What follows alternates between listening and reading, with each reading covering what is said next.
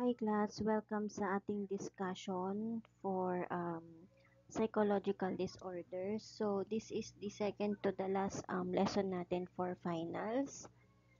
And medyo about sa abnormal psychology. So papahapyawan ko lang kayo. Hindi lahat ng disorders is matatakal natin kasi magiging useless yung subject na abnormal psychology kapag in-explain ko siya lahat or tinuro ko siya lahat.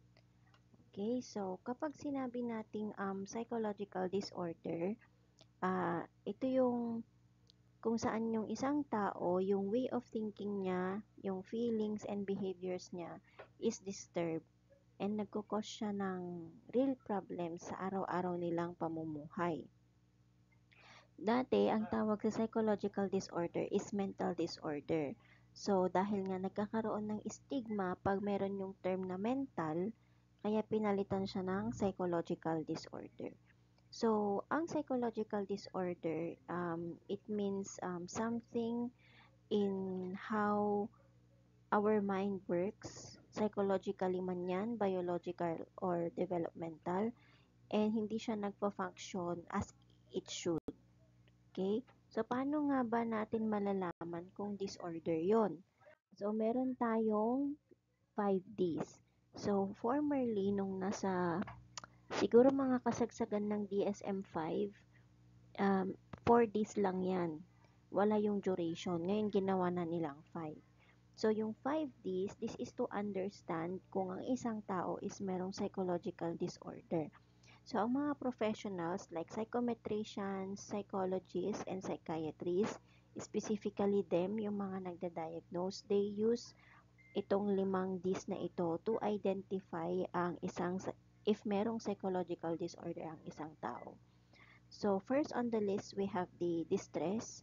So, ang taong distress, they feel a lot of emotional pain. They are very sad. They worry too much and nakakaramdam sila ng discomfort na hindi nararamdaman ng taong walang distress.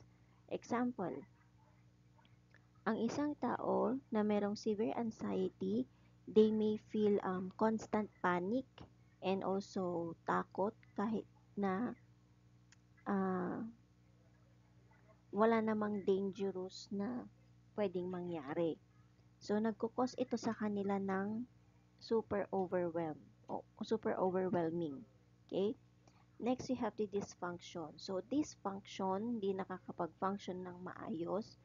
Yung problema na nasa isip nila is nahihirapan nilang gawin yung daily task nila, yung ginagawa nilang task araw-araw. So, sabi diyan, according to your slide, it interferes with their daily life, yung problema na nasa isip nila. So, ang taong merong depression might not be able to get out of bed or go to school or work kasi feeling nila na de-drain sila. Okay, class. So, before ko i-continue itong 5Ds, since you are enrolled sa psychology, hindi na ako maglalagay or magsasabi ng trigger warning. Kasi you are aware na sa course na to, we will be talking about different psychological disorders. Okay, next we have deviance. Kapag sinabi nating deviance, yung behavior nila is very different sa kung ano yung kinoconsider ng society na normal. So, naiiba siya. Example, nagsasalita ng malakas kahit wala naman nakakarinig or nagkakaroon siya ng auditory hallucination. So, hindi siya typical behavior and it may signal disorder like schizophrenia. Next, we have yung danger. So, sa danger, ito yung behavior na kung saan pwede nang magbigay ng harm sa sarili nila or sa ibang tao. Okay. Example, yung isang taong merong suicidal thoughts is pwede din niyang isipin na kailangan masaktan ko ito, kailangan makaganti ako. Kasi nga hindi na nila makontrol yung galit nila. So, there is a possibility na they will become violent. And kapag naging violent ang isang tao, especially nag-amok, it possess danger. So, next we have the duration. Ito yung bagong addition sa 5Ds. So, sa duration, hindi kasi natin pwedeng sabihin na psychological disorder yun kung hindi siya pasok doon sa length ng time kung kailan pa nila nararamdaman nilang negative feelings or emotions. So, kaya nasali ang duration kasi for example, ang isang taong depressed, tawag nito, sabihin niya sad na ako for almost uh, 1 week and 3 days. Pero pasok siya sa sintomas ng depression. So, hindi natin siya ma-diagnose or hindi natin masabi na disorder siya kasi ang minimum ng taong merong depression is at least 2 weeks. So, kaya siya isinali sa 5 days yung duration. So, sa duration kasi class, yung problema, it lasts long enough na hindi na lang siya temporary reaction. Diba, usually pag sad tayo, 1 to 2 days lang or 3 days. And then after that, okay na naman tayo. Pero sa depression kasi, medyo matagal yung sadness na nararamdaman nila. And meron na silang iba't ibang simptomas na nararamdaman. Later on, madidiscuss natin yung sa depression. Okay, so basically, a psychological disorder is when someone's thoughts, feelings, or actions are seriously disturbed. Remember, seriously disturbed. And nagkukos yun ng distress, problem sa araw-araw nilang pamumuhay, meron silang unusual behavior, they cause harm to themselves or the people, and also it lasts for a significant time. So, ma'am, ano nga ba yung general causes? Bakit nagkakaroon tayo ng psychological disorders? So, if you are not aware, ang psychological disorders, they are hereditary. For example, ako meron akong depression, pwede ko siyang maipasa sa offspring ko, sa anak ko. Hindi man depression, but pwedeng ibang sa psychological disorder. So, psychological disorders, they usually come from a mix of biological, psychological, and social factors or socio-cultural factors. And itong mga factors na to, they contribute sa disorder ng isang tao. So, dito muna tayo sa biological factors. So, sa genetics, ito yung family traits. Meaning, some disorders run in families. Minsan, hindi lang natin siya napapansin kasi wala pang trigger. Pero pag na-trigger ang isang tao, basically, lalabas yung psychological disorder niya. So, kagaya ng sinabi ko kanina, no, kapag ang isang parent is merong depression or bipolar disorder, yung anak nila or anak niya is merong mataas din yung chance na magkaroon siya ng depression or bipolar disorder. And also, it may mutate or it may develop another psychological disorder na hindi na-acquire ng parent. Okay, so, sa brain structure naman or chemistry, ibig sabihin, nagkakaroon kasi ng imbalances sa brain chemicals natin. Ano yung brain chemicals? Again, ito yung diniscuss natin yung nung prelim yung neurotransmitter. Like for example, mataas or mababang serotonin or dopamine. Or nagkakaroon din ng differences sa brain structure. Like for example, baka pinanganak siyang maliit ang frontal lobe. Di ba pinaka-importanting part ng brain natin is frontal lobe kasi nandoon yung decision making, nandoon yung mental processes natin majority. Okay, so psychological factors naman, una is stress and trauma na kung saan na-trigger siya because of painful or overwhelming life events. So, ang isang taong naka-experience ng abuse or traumatic accident, pwede siyang makadevelop ng PTSD or severe anxiety. Also, nagkakaroon din ng changes sa cognitive patterns. So, when we say cognitive, ito yung how we think. So, yung pag lagi mong iniisip yung pagiging negative or meron kang unhealthy coping skill, basically, pwede kang makadevelop ng psychological disorder. So, ang isang taong laging nagsasabi na I am worthless or wala na talagang pag-asa na magbago or wala na akong makuhang tulong kahit kanino, they may develop depression. So, ang isang tao na uh, who feels helpless after repeated failures, pwede silang makadevelop ng learned helplessness. Sa social cultural factors naman, so when we say social cultural, society and culture, so this is about the environment and the society, meaning merong mga conditions na kung saan ang isang tao pwedeng maka-acquire ng disorder kasi doon sa environment na kinabibilangan niya or kung saan siya lumalaki or nakatira. So example, poverty, bullying, or isolation, pwedeng maka-increase ng risk of mental disorders. Sa cultural expectations naman class, meron kasing mga ibang culture na pag kunyari, yung psychological disorder na PICA or PICA, yung PICA kasi class, yun yung pagkain ng non-nutritional food. Example, ako kumakain ako ng kahoy, part siya ng culture namin. Do you think makukonsider niyo siya psychological disorder? Hindi pwede. Kasi part ng culture namin ang kumain ng kahoy, kumain ng lupa, kumain ng pintura, mga ganon, uminom ng pintura, ganyan. So, hindi mo siya pwedeng masabing psychological disorder because of cultural factors. Okay? So, bakit nga ba ang hirap i-define ang isang disorder?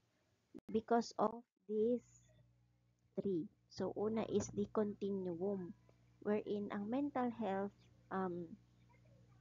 hindi siya black and white.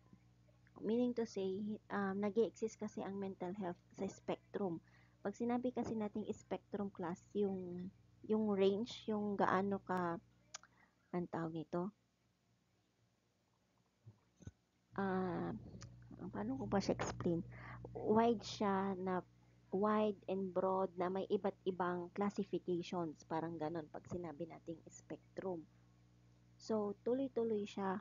Hindi siya, saan na yun nawala tuloy? Pinindot ko kasi yan. Hindi siya nawawala sa atin. Hindi lang sa atin, kundi sa community.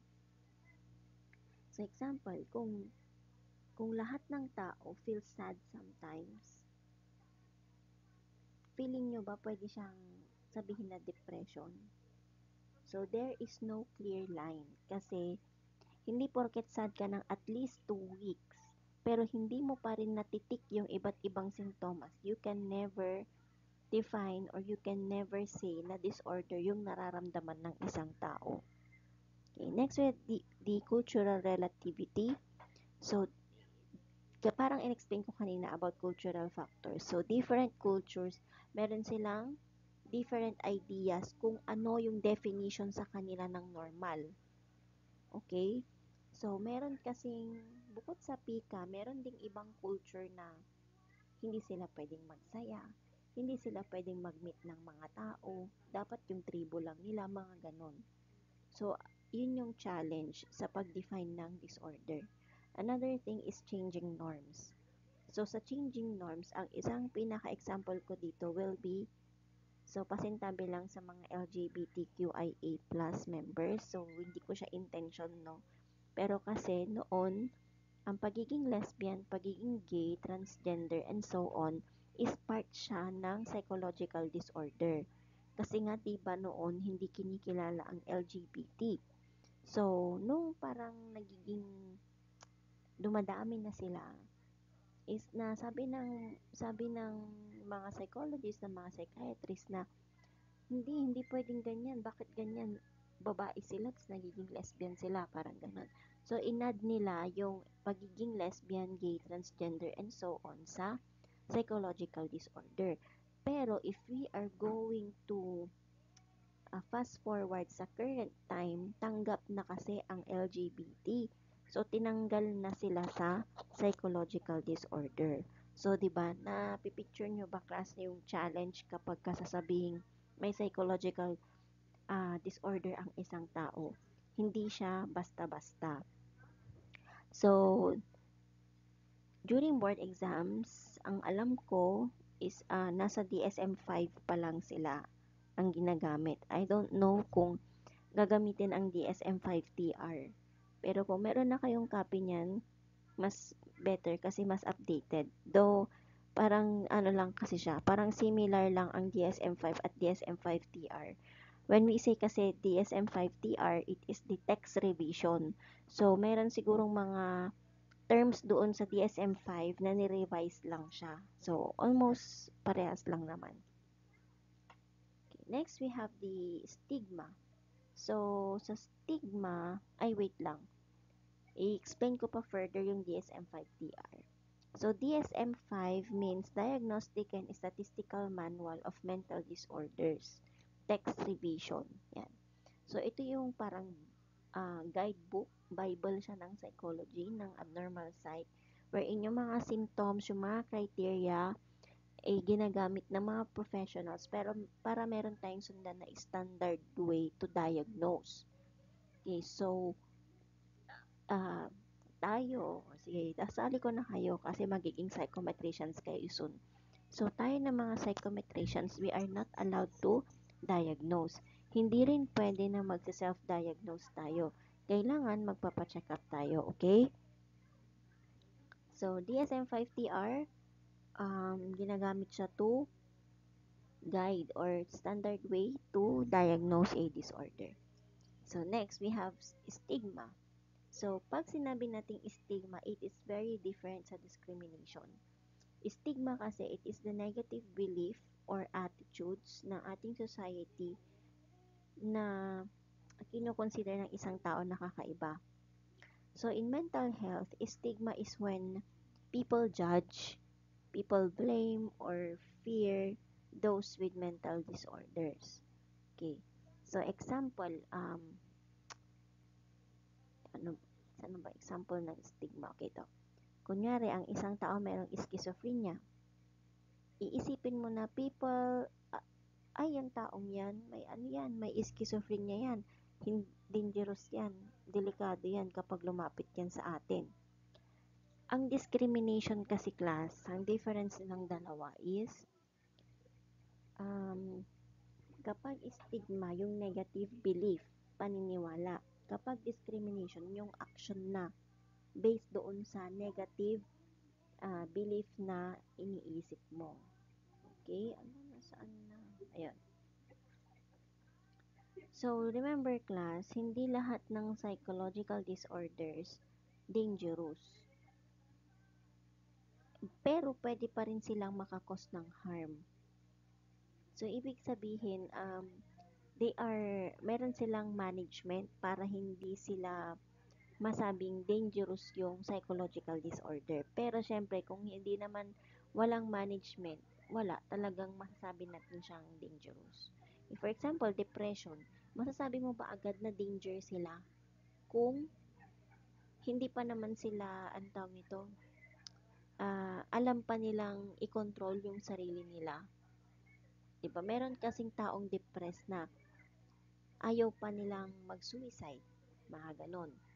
So, example ko na si Eman at Yensa. And very open siya. Hindi ko kasi siya kilala, pero ang tawag nito, parang naano ko siya, nung nabalitaan kong namatay siya, sino to? Tapos yun, pinanood ko yung mga ano niya, mga video clips niya. Very open pala siya sa psychological disorder niya. And hindi natin siya pwedeng sabihin na danger sa sarili niya at sa mga tao kasi hindi siya natitrigger. So, meron sigurong nakapag-trigger sa kanya, hindi naman natin alam kung tao ba or bagay na nag-cause ng ano niya, ng pagkamatay niya. So, hindi natin masabi kung nag-suicidal siya kasi hindi hindi siya formally sinabi. Okay? So, next we have the ano nga ba yung impact ng stigma sa mga taong nakakaranas ng mental disorder. So, una is merong harang or barrier doon sa treatment. Kasi takot silang magpatulong kasi ayaw nilang ma-judge. Okay? Next is self-stigma. So, yung itong taong ito, naniniwala na siya ngayon sa negative label ng society na pinapataw sa kanila. Kunwari, sasabihan mo yung isang taong may depression na, ang weak mo, hindi ka naman talaga, effective, parang ganyan. Lagi ka na lang ganyan, nag-iisa ka, tamang lungkot ka lang. Alam niyo yun, yung ini-invalidate yung feelings. So, dahil dun sa mga negative labels na yun, nagkakaroon sila ng self-stigma. Okay? So, next we have the social isolation. So, dahil doon sa nare-receive nilang negative labels, nag-isolate sila. Gusto na lang nila mapag-isa, ayaw ko nang kasama si ganito, si ganyan, mga ganon. Mas okay na lang na mag-isa ako. So, sa structural discrimination naman, isa din dito is because of nakukuha nilang negative labels, nagkakaroon sila ng fewer opportunities in employment. Wherein kapag ka dineclare sa, kunyari sa medical, nakita doon na the patient has like bipolar disorder, ganyan. So, pag nakita ng HR yun, ay may bipolar siya. So, nagkakaroon ng discrimination, hindi mo siya pwedeng i-hire kasi baka mamaya pag nagmanik to, mga ganon. So, nagkakaroon ng structural discrimination. So, stigma, it harms people with mental disorders. Harm people with mental disorders, ulitin ko. Kasi it makes them feel, ashamed, nag-i-stop sila or tumitigil na sila mag-seek ng help. And also, pinupush nila yung sarili nila away from others. And also, nagkakaroon ng unequal treatment sa society. Okay, so, dito na tayo sa anxiety disorders. So, when we say anxiety, ito yung condition na kung saan ang isang tao, they feel too much fear or worry. Sobrang takot na takot sila, sobrang nagwo-worry sila. And dahil doon, nagkakaroon ng problema sa araw-araw nilang pamumuhay. So, we have different types of anxiety disorder. So, una is generalized anxiety disorder. So, ito yung tao, they worry all the time sa maraming bagay kahit na walang malinaw na rason. Okay, so, kunyari, ang isang student, tuloy-tuloy siyang nag-worry about school, family, health, finances, and kung ano yung pwedeng hindi magandang mangyari every day. So, generalize kasi lahat ng bagay. When we say panic disorder naman, ito yung biglaan and intense episode ng takot na tinatawag nating panic attack. So, hindi yan natin masasabi na magkakaroon siya ng panic attack kasi bigla-bigla siyang nangyayari. Okay, so, feeling nila is merong danger na mangyayari kahit na wala. So, dahil feeling nila may danger na nangyayari, nagkakaroon sila ng physiological manifestation. Like, for example, di sila makahinga, kabog ng kabog yung dibdib nila, feeling nila mamamatay sila, ganun. So, few minutes lang naman yung panic disorder. Another is OCD or obsessive compulsive disorder. So, kapag sinabi kasi nating OCD class, ito yung unwanted thoughts na paulit-ulit. So, pinaghalo siya kasi una, merong obsession. Sa isip niya, paulit-ulit niyang iniisip na, ala, ang dumi ng kamay ko, kailangan kong maghugas. So, magkakaroon ng compulsion. Lagi na siyang maghuhugas. So, parang ilang seconds, 30 seconds after niyang magwash ng kamay, magwawash ulit siya. Kasi sa isip niya nga na madumi yung kamay niya kahit hindi naman. Okay? So, sa phobia naman class, meron siyang very strong na takot sa isang specific na bagay or sitwasyon. And iniiwasan niya yon. Example, takot kayo sa gagamba, sa palaka. And kapag sobrang takot nyo sa bagay na yon or sa isang sitwasyon, nagkakaroon kayo ng physical manifestation. Pwedeng pinagpapawisan kayo ng malamig, kabog ng kabog yung dibdib nyo, hindi kayo makahinga, ganyan. So we also have the social anxiety disorder. It is under the phobias. Tama ba? Ay, hindi siya under ng phobia, sorry. So, sa social anxiety disorder or SAD, SAD, takot silang ma-judge or mapahiya sa maraming tao. So, dahil dyan, kapag may social anxiety disorder, ayaw nilang nagsasalita sa harap, ayaw nilang magsalita, ayaw nilang mag-suggest kasi feeling nila mapapahiya sila. Okay? Wait lang. Ayan. So, ano ang cause ng anxiety or anxiety disorder? So, ganun pa rin, dalawa, biological and environmental. So, sa biological, like I've said earlier, it runs in families. So, merong part din sa brain ng taong may anxiety disorder na overactive amygdala. So, si amygdala kasi siya yung fear center. And nagre-react siya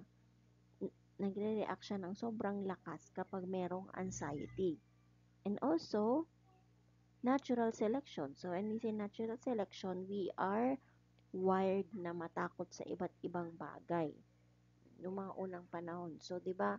Takot tayo sa ahas, spiders, mga ganyan, daga.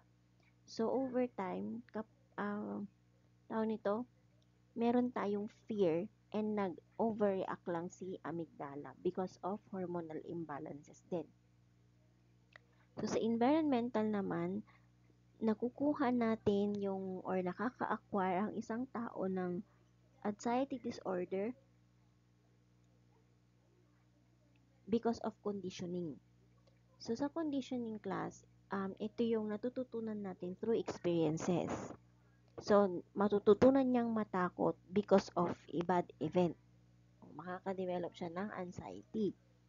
Or, pwede din observational learning wherein natututunan nila by watching others. So, natututunan nilang matakot sa isang bagay, for example, kasi nakita nila na yung taong yun takot din. Okay, for example, takot sa palaka. Ala, takot siya sa palaka. Ala, baka nangangagat yun. So, nakaka-develop na ng fear. Observational learning. Okay, next, we have the dissociative disorders. Dissociative. Nagkakaroon ng disconnection. Diba? Associate is magkasama sila.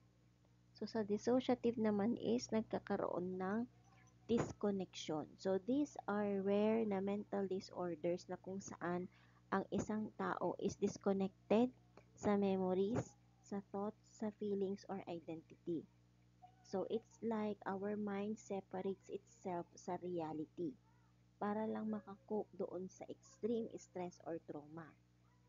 Okay, so we have different types of dissociative disorders. Una, we have the dissociative amnesia, meaning ito yung biglang pagkawala ng important personal memories. And usually, nawawala siya after a traumatic or very stressful event. Example, kapag ka na-expose ang isang tao sa very stressful event, pwedeng makalimutan ng taong yun yung pangalan niya, yung address niya, or ano yung major event sa buhay niya, like birthday, graduation, mga ganyan. So, meron siyang subtype, yung dissociative fugue, wherein itong taong ito na merong dissociative amnesia or dissociative fugue is nagkakaroon siya ng biglaang paglayas. Lalayas siya sa bahay nila and kakalimutan nila kung sino sila. So, sometimes, gagawa sila ng bagong identity. Parang pupunta sila sa isang lugar, magta-travel sila by bus, and then pagdating nila sa isang lugar, bagong identity na sila. Hindi na ako si Tiffany, parang ganun. Or, nakalimutan niya na yung pangalan niya, sabihin niya, ako si Joy. Ganun. And nakalimutan na niya si Tiffany. May new identity na siyang binuo. Okay? So, sa dissociative identity disorder naman class or DID, ito yung pagkakaroon ng dalawa or many personalities.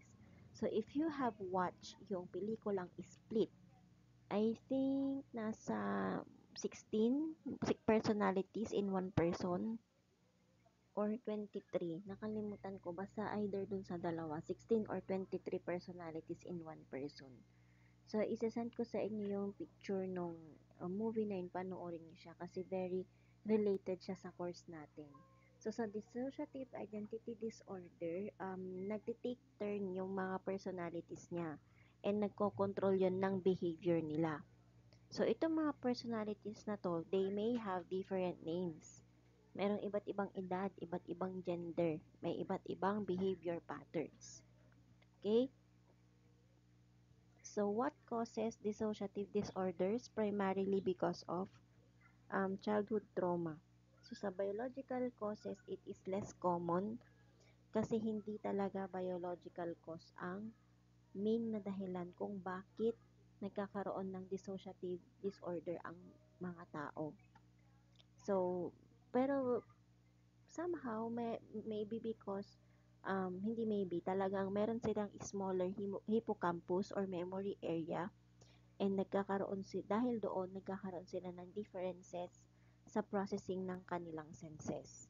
Pero, basically, hindi ito yung primary cause ng dissociative disorders. So, the main cause is environmental causes like abuse or trauma during their childhood. So, sa coping mechanism naman, para lang makakope sila or maging okay sila from extreme stress, ang ginagawa nila is nagkakaroon ng dissociation doon sa sarili nila para maprotektahan nila yung sarili nila from pain. Okay? Kaya parang dinidisconnect nila yung sarili nila. So, dissociative disorders, nangyayari yan kapag yung isip natin is nagkaroon ng disconnection to protect ourselves from trauma, and it may lead to memory loss. Pwede din identity confusion or multiple personalities. Next, we have the mood disorders. So, mood disorder, ito yung mental health condition na kung saan ang isang tao nakakaranas ng extreme and long-lasting emotional highs or lows. O extreme and long-lasting nga pag mood disorders. So, we have different types of mood disorders. Una is si major depressive disorder, wherein ito yung feeling nila, malungkot sila for a very long time and nawawalan na sila ng gana na gawin yung araw-araw nilang uh, gawain, which they normally enjoy dati. And kapag dysthymia naman, dysthymia is also called persistent depressive disorder. Ito yung long-term but mild depression. So, hindi siya kasing severe ng major depressive disorder but it lasts for years. Okay, yan ang pinagkaiba nila. Pag MDD or major depressive disorder, minimum of at least 2 weeks. Pero pag dysthymia, it lasts for many years and meron lang siyang mild symptoms ng depression. Okay, so next we have the bipolar disorder. So we have two kinds of bipolar disorder. We have the bipolar 1, which is manic lang siya. Pag bipolar 2 naman, manic and depressive.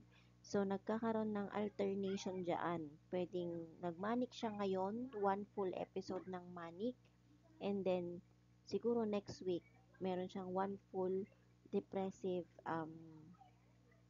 depressive episode. Okay? So, sa depression kasi ng taong may bipolar, they are very sad, hopeless, and no energy. Pero kapag mania, super extreme energy, very confident sila, and minsan di sila natutulog, and dahil doon, nagkakaroon sila ng risky behavior, nagkakaroon ng danger minsan sa sarili nila. So, what causes mood disorders? So, mood disorders come from a mix of biological, environmental, and thinking factors or social cognitive factors.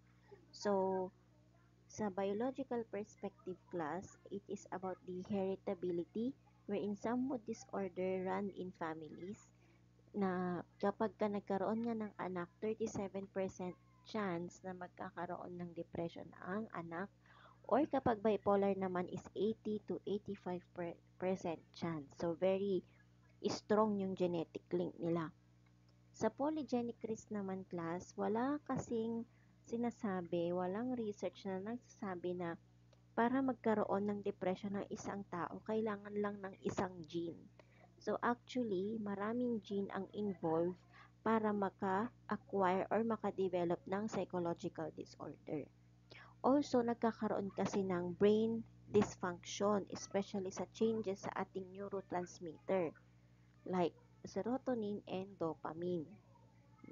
So, kapag mababa ang serotonin levels, it will be linked to depression. So, sa environmental factors naman, pwedeng stressful life events. So, for example, breakup. So, nag-break ng jowa, hindi niya napigilan or hindi niya makontrol yung emosyon niya. Possibly, pwedeng makadevelop siya ng major depressive disorder, or kapag galit na galit yung taong break siya, is pwedeng magkaroon ng bipolar 1 which has one full manic episode, or bipolar 2 na magagalit muna siya and then madidepress siya. Okay? Sa social cognitive factors naman, um, that cause mood disorders, minsan kasi, no, we overthink problems over and over. So, ang tawag doon is rumination. And we also acquire learned helplessness, parang yung sinasabi ko kanina, na kung saan feeling natin powerless tayo kasi yung past experiences natin, pinapakita na wala tayong magagawa, wala tayong kwenta, walang magbabago. Ganun siya. So, we have this what we call diathesis stress model, na kung saan ang disorder na de-develop siya kapag nag-jive itong dalawang ito. When we say diathesis class, ito yung biological vulnerability. Diathesis is connected to genes or heritability. Kapag stress naman, a life event that triggers the disorder. So basically, sa environment, sa society, and cultural factors. Okay? So, kapag diathesis plus stress equals disorder. Okay? So, next we have the schizophrenia. So, when we say schizophrenia class, this is a very serious mental disorder na kung saan ang isang tao, they feel disconnected or disconnected talaga sila sa reality. So, yung disconnection from reality is called psychosis. So, nakaka-apekto ito sa way nila kung paano mag-isip, paano sila makaramdam, paano sila mag-act. Pwede kasi minsan, no, ang isang tao sabihin niya, "Uy, may nakikita ako na, hindi mo ba nakikita o yung katabi mo?" So, hallucination.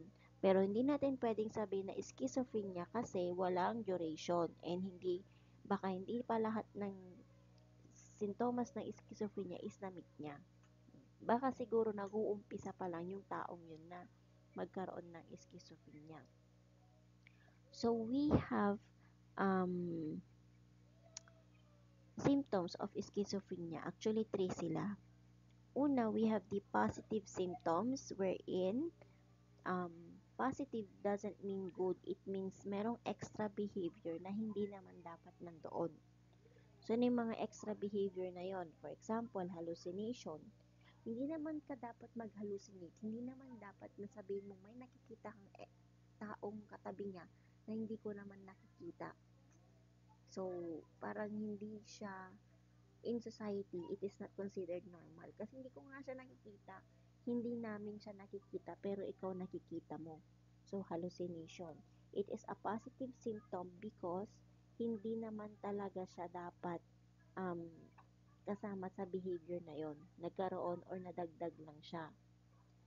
Another is delusion. So, meron kang strong false belief. Naniniwala ka doon kahit na mali. Sobrang lakas ng paniniwala mo na nag-cheat yung jowa mo kahit na ano lang naman siya sa bahay, kasama niya yung nanay niya, yung pinsan niya, mga ganun. So, nagkakaroon ka ng delusion. Another is disorganized speech or behavior. Minsan nagkakaroon ng word salad, wherein nagja-jumble-jumble yung mga sentences. And also nagbe-behave ng hindi naman akma sa normal na behavior. Okay? So, pwedeng mag-disorganized speech kasi class, no? Pwede mong sabihin na, hala, may kulay blue na bulaklak na nagsasalita sa tabi ng tenga ko. Naririnig ko siya. Nakikita ko siya kasi nandito siya sa tabi ng tenga ko. Nagsasalita siya sa akin. So, disorganized speech. Okay? When we say negative symptoms naman, class, these are normal behaviors na nawawala. For example, flat affect or wala kang facial expression, monotone yung boses mo. Monotone is parang ganito. Hi, my name is Tiffany Barrientos. I am from Urdaneta City University. I am a registered psychometrician. Or pwedeng batiin ng Happy birthday, Tiffany. So, yun yung ganon, yung dapat na may halong emotion pero wala. Imbis na bati mo happy birthday ng happy, uy, happy birthday. Sa kanya, wala. Monotone. Isa lang yung emotion niya. So, next, we have another negative symptom is abolition, wherein wala siyang motivation. Hindi na sila namomotivate na maligo, mag-toothbrush, wala. Negative siya kasi ito yung mga normal behaviors na nawala, okay? Social withdrawal naman is avoiding people. Ayaw mo ng tao, gusto mo na sa kwarto ka lang. So, sa cognitive symptoms naman, ito yung problems with thinking and memory. Wherein, pag merong poor executive functioning, nagkakaroon siya ng trouble in making decisions or using information. Okay, so for example, nahihirapan siyang magplano kung paano ah, gumawa ng, or magsaing, parang ganun, paano yung way of cooking, for example, magluto ng balatong, di na niya alam, yan. Or nagkakaroon din siya ng trouble focusing, madali siyang madistract, and nahihirapan siyang mag-pay attention. And also, nagkakaroon ng issue sa working memory na kung saan hindi niya matandaan yung information na kakaalam lang niya kanina or kakaturo lang sa kanya. So, we have different types of schizophrenia. We have the paranoid type na kung saan pinaghalo ang delusion at hallucination.